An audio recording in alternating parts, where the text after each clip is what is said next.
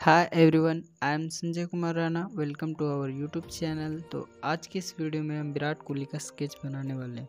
तो चलिए शुरू करते हैं।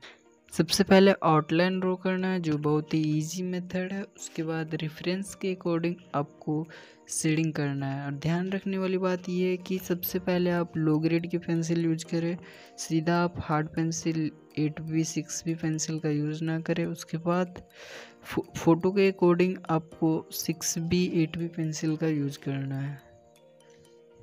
शेडिंग के लिए फ़िलहाल तो हम ब्लेंडिंग स्टम्प्स और मेकअप ब्रश का यूज कर रहे हैं।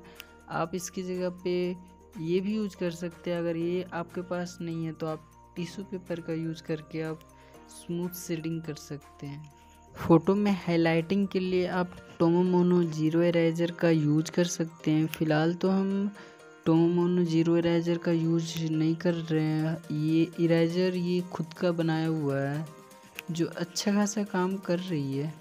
उसके बाद आपको फ़ोटो के अकॉर्डिंग जैसा रेफरेंस फ़ोटो में दिखाई दे रहा है वैसे स्मूथ शेडिंग करना है।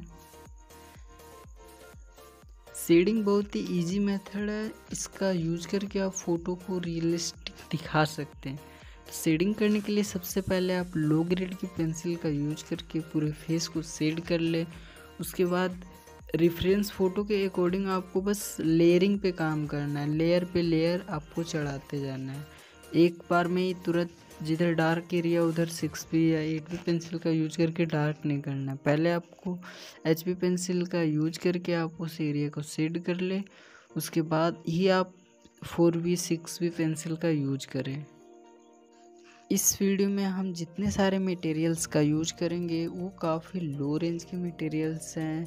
तो वीडियो को लास्ट तक देखें, वीडियो काफ़ी इंटरेस्टिंग है।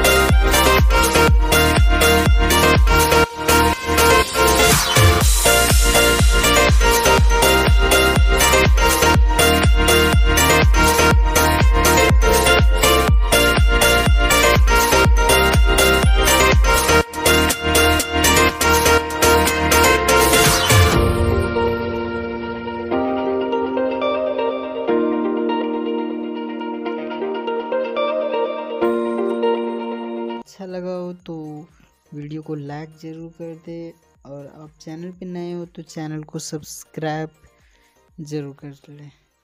थैंक्स।